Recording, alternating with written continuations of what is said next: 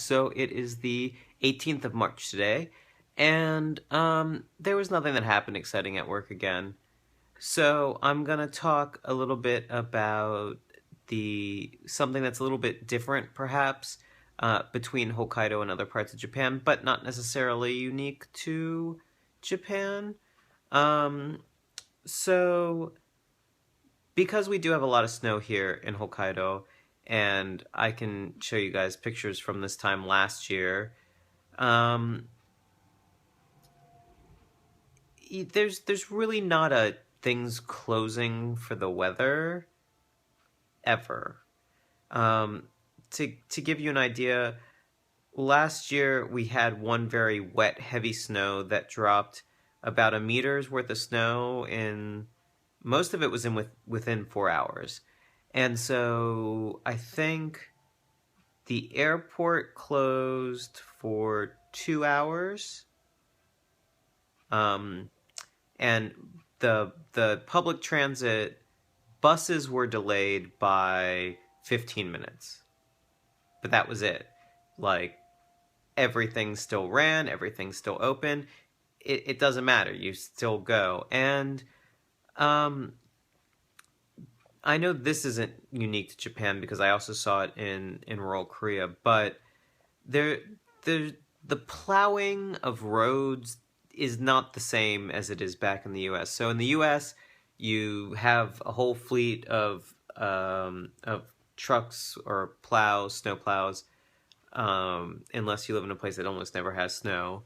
And they go out and the roads are salted before it's supposed to snow, and the plows come through and they push snow around the clock until it's cleared.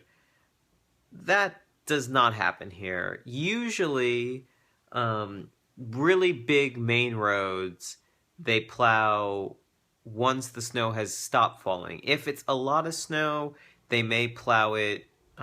They always plow in the evenings after most people have gone to bed.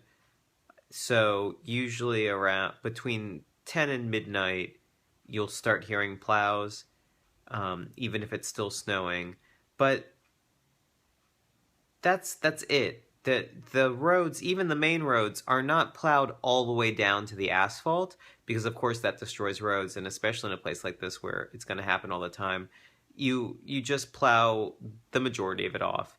So um you're driving on top of snow, and if you're riding your bike, which I do occasionally do, you're riding it on top of what would have been a meter of snow, except it's been partially plowed and partially just run down by the weight of vehicles.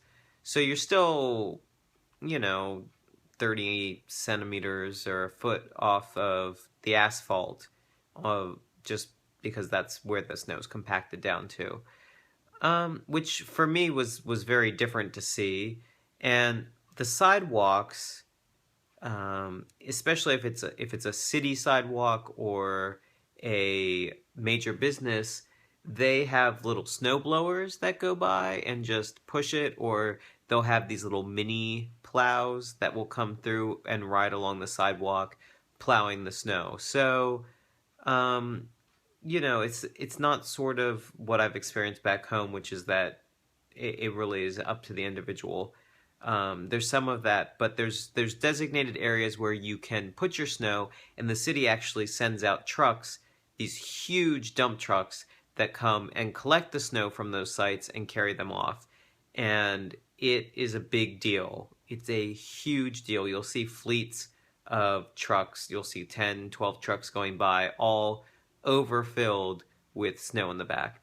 So they are literally trucking out the snow. It's not just sort of sitting there. So um, I've had a couple people mention that when I've showed them, not in the videos, but at other points, that they were sort of disappointed because I talked about this big snow, and then they look at a photo and be like, "It doesn't look like there's any snow," and that's why, because they're coming through and they're disposing of the snow. Um, so that's a little bit different from what I've experienced back home. I'm sure a lot of other places that have the huge amounts of snow, it's probably very similar, but it was a bit of an adjustment period to get used to that. And now it's just, I think about back home where when it would start to snow, everyone would be like, "Oh, we have to make sure we go to the grocery store and get enough groceries to make it. And it's going to be a madhouse if we wait too long, so we should go a little bit early." And people being like, "It's too dangerous to go out." There is none of that. I mean, the roads that are on areas where there's a lot of high winds, there's actually structures set up on the side that have sort of these shutters. So they're usually down to allow air to go through, but they put them up to block the high winds and snows to protect um, things like trucks that travel on them.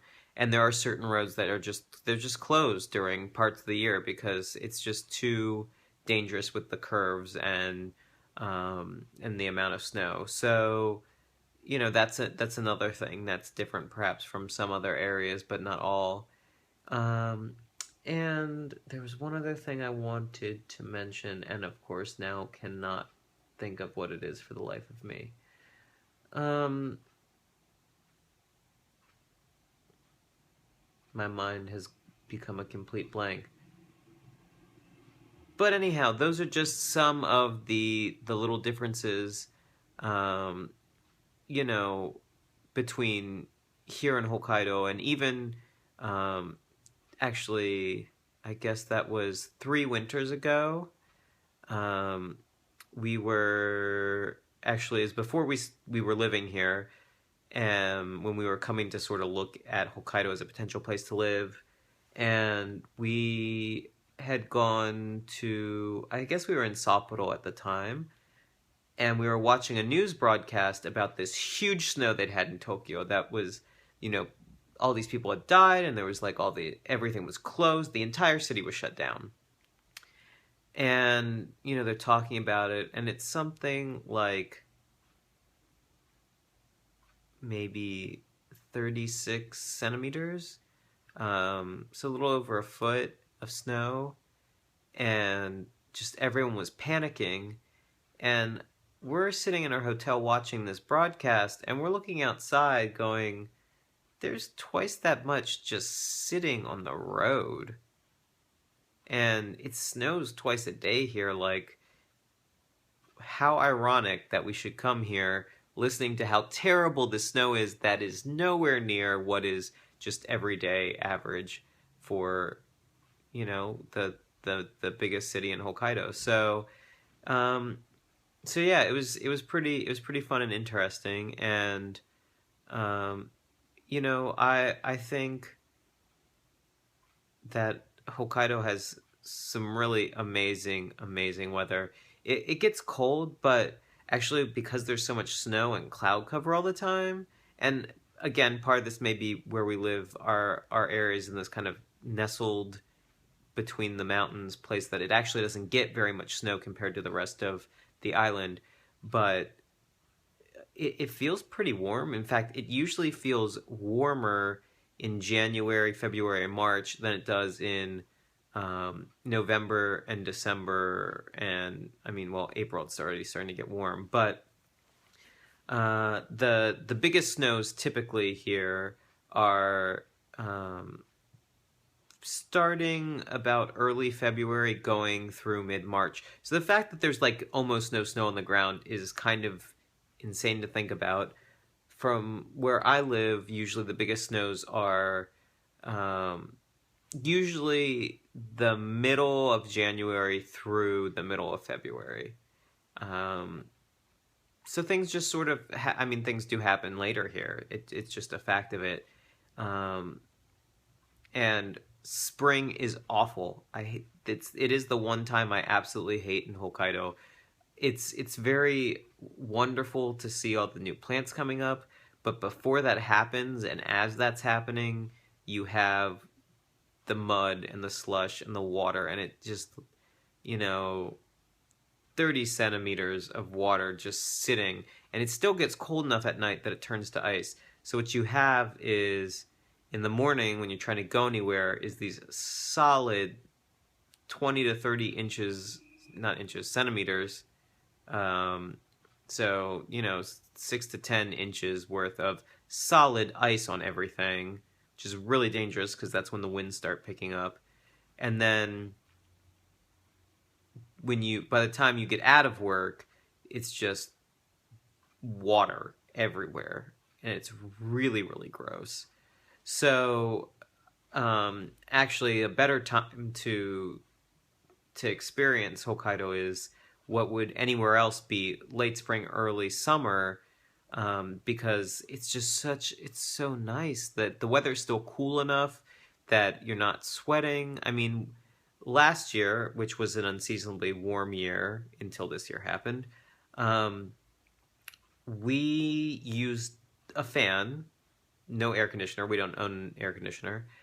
We used our fan for 2 weeks during the super hot. Oh my god, it never gets this hot. Maybe one day it'll get that hot, but it was like 2 weeks solid of it, which was about 18 degrees Celsius, which is something like, I mean, it's like low 80s, you know. So we felt like we were dying, but it was relative, of course. Um, but yeah, I mean, it's so wonderful in the summer here. It's perfect. We went to Tokyo last year in May, and it was, I think, either 6 or 7 degrees.